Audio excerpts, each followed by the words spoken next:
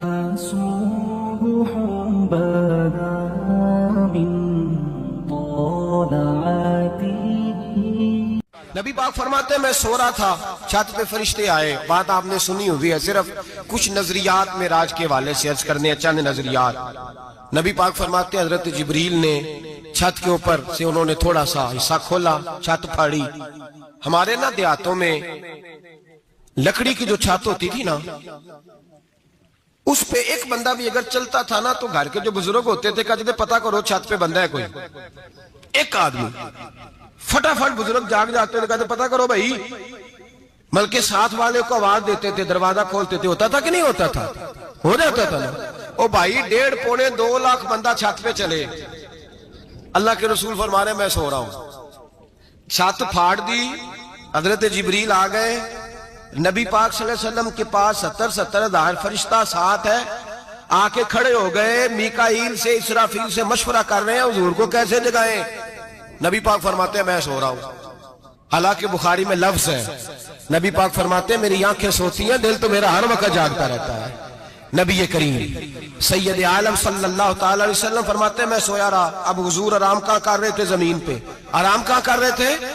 حضور علیہ السلام زمین پہ آرام کر رہے تھے. جناب جبریل جھکے. کتنا جھکے کہ حضور کے قدم ہی چوم لیے. نبی پاک کے قدم تو کتنا جھکے ہوں گے جی؟ رکوع تک. جی میں نہیں جی گل کی سجدے دی، تساں کیتی جے. فتویٰ لگا تواڈے تے لگنا جی. کہاں تک لگی؟ کہاں تک جھکے؟ اعلیٰ حضرت کہتے ہیں حضرت جبریل نے سجدہ نہیں کیا نبی پاک. میرے اعلیٰ حضرت کا کمال یہ ہے کہ شریعت بھی بچ جاتی ہے اور عشق کو بھی پورا سکون مل جاتا ہے. اعلیٰ حضرت فرماتے ہیں جناب جبریل نے سر پہ تاج پہنا تھا اور تاج میں موتی لگے ہوئے تھے. وہ موتی نبی پاک کو سجدہ کرنے لگا. وہ موتی نبی پاک کو دیکھیں فاضل بریلوی کے قلم کا حسن فرمانے لگے تاج روح القدس کے موتی جنہیں سجدہ کرے. تاج روح القدس کے حضرت جبریل کے سر کے تاج پہ جو موتی ہیں وہ نبی پاک کو سجدہ کر رہے ہیں. نبی کریم یہاں کوئی بندہ، اب تو خیر لوگ ہاتھ بھی کسی کے چومتے ہیں تو خود نہیں اوپر ہوتے، ہاتھ ہی اوپر کر لیتے ہیں. اب تو مزاج ہی بدل گیا ہے. فرمایا رسول کریم صلی اللہ تعالی علیہ وسلم کے لیے جبریل جھکے تو پیروں تک، اور نبی پاک علیہ السلام کے قدم چومے. حضرت جبریل نے حضور جاگے، اٹھایا نبی کریم کو اور کہا یا رسول اللہ رب آپ کی ملاقات کا شوق رکھتا ہے. اللہ آپ کی ملاقات کا شوق رکھتا ہے.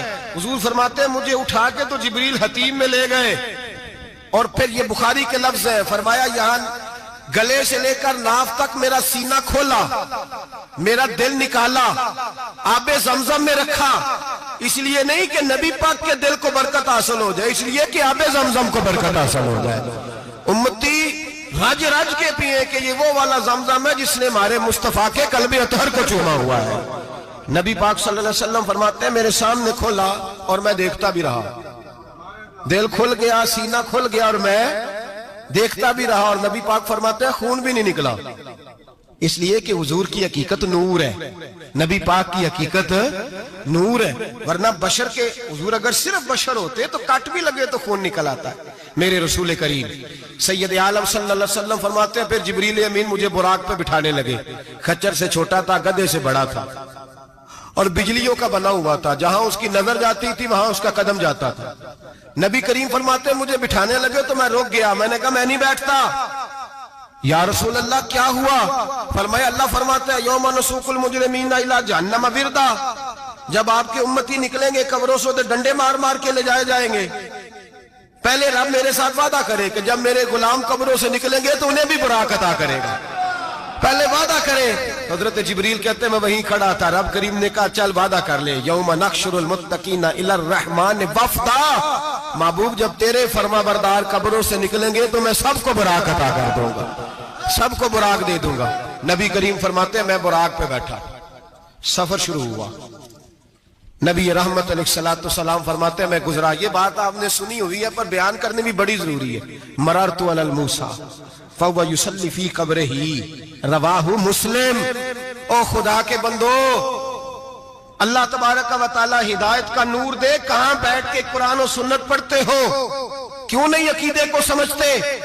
نبی کریم علیہ السلام نے فرمایا میں معراج کی رات گزرا، یہ سنی کان کھول کے سنے، دل کھول کے، صحیح مسلم کی حدیث، فرمایا میں معراج کی رات گزرا تو حضرت موسیٰ اپنی قبر میں کھڑے ہو کے نماز پڑھ رہے تھے۔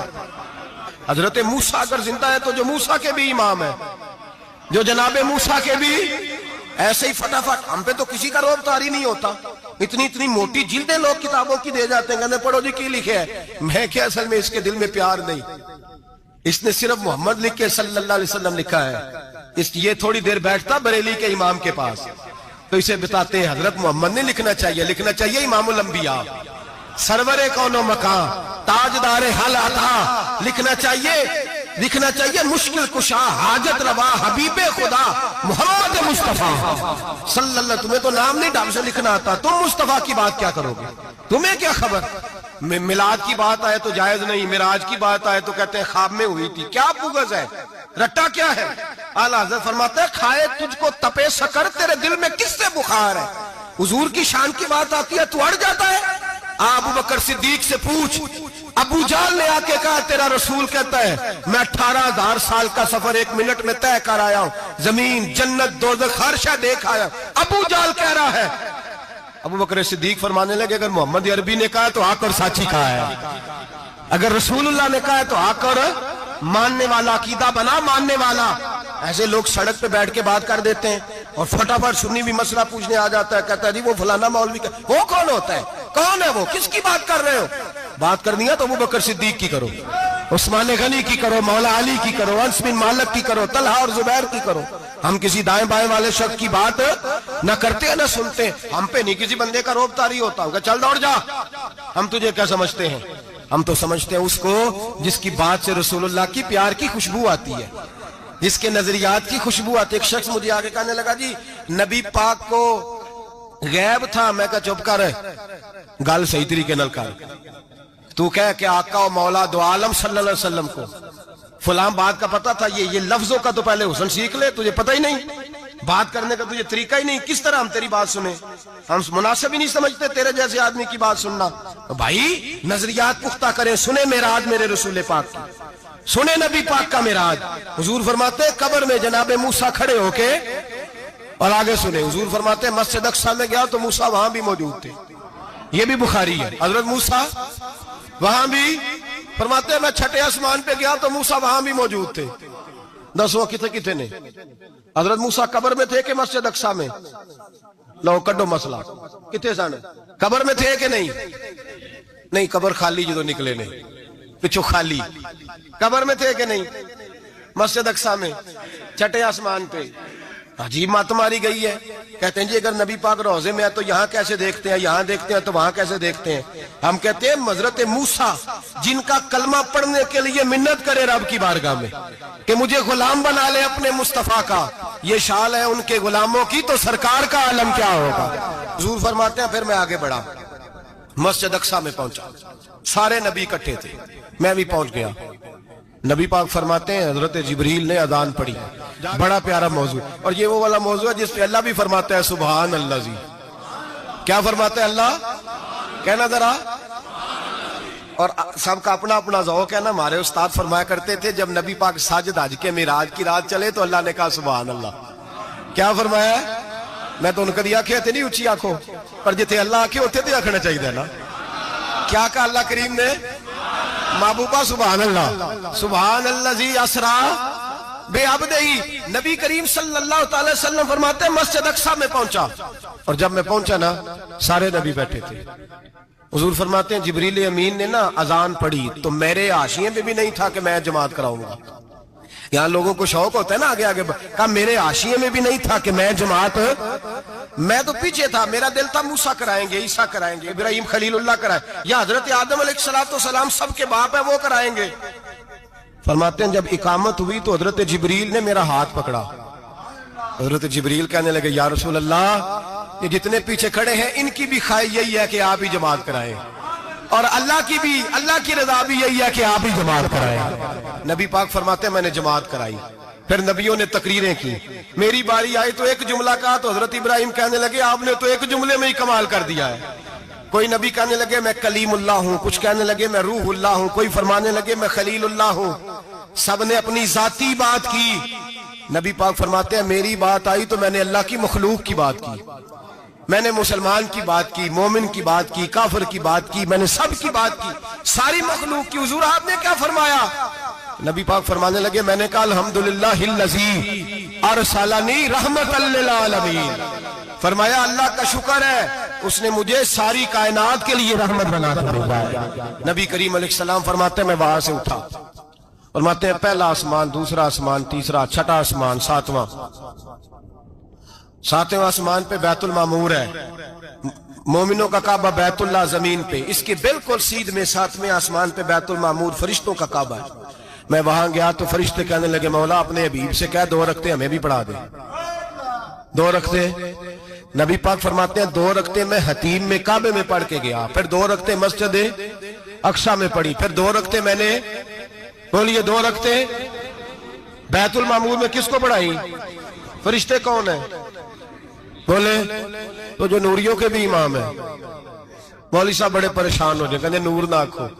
میں کہ نیریا تینوں کی تکلیف ہوندی ہے، تیرے اندر بھاری اندھیرا ہے، کیا تکلیف ہوتی ہے تجھے نور حضور کو کہنے میں؟ کس چکر میں تو الجھ گیا ہے؟ جس نے ساری کائنات کو نور دے دیا اس کو نور نہ کہے؟ جس کی برکت سے اللہ ہر ایک والا، حضرت فرماتے ہیں لا مکان تک اجالا ہے جس کا وہ ہے، ہر مکان کا اجالا ہمارا، ہر مکان کا اجالا، یہ دنیا میں جتنی بھی روشنی ہے یہ میرے رسول کے نور کی برکت سے روشن ہے۔ وہ کس قسم کی باتیں کرتا ہے؟ نبی کریم صلی اللہ تعالی علیہ وسلم فرماتے ہیں فرشتوں کی میں نے جماعت کرائی۔ اچھا جی نماز کس دن فرض ہوئی؟ فرض کس دن ہوئی؟ حضور تو نماز لینے جا رہے تھے تو یہ رستے میں پڑھاتے ہوئے بھی جا رہے ہیں۔ نماز تو معراج کی رات لینے گئے نا نبی پاک، تو رستے میں اللہ فرماتے ہیں الرحمن علم القرآن خلق الانسان، فرمایا پہلے میں نے رسول کو قرآن سکھایا ہے پھر انسان کی تخلیق کی ہے۔ نماز بعد میں فرض ہوئی امت کے لیے، نبی پاک کو تو اللہ نے سارے علوم پہلے سے عطا فرما دیے، سارے علوم۔ اس کا مطلب یہ بھی ہوا کہ نماز سے چھٹی مل سکتی؟ کعبے میں بھی نماز، بیت المقدس میں بھی، بیت المعمور میں بھی، بیت اللہ میں بھی، ہر جگہ ہی۔ تو جو بھاگنا چاہے نماز سے بھاگ سکتا، اس لیے کہ معراج میں جگہ جگہ نماز ہے۔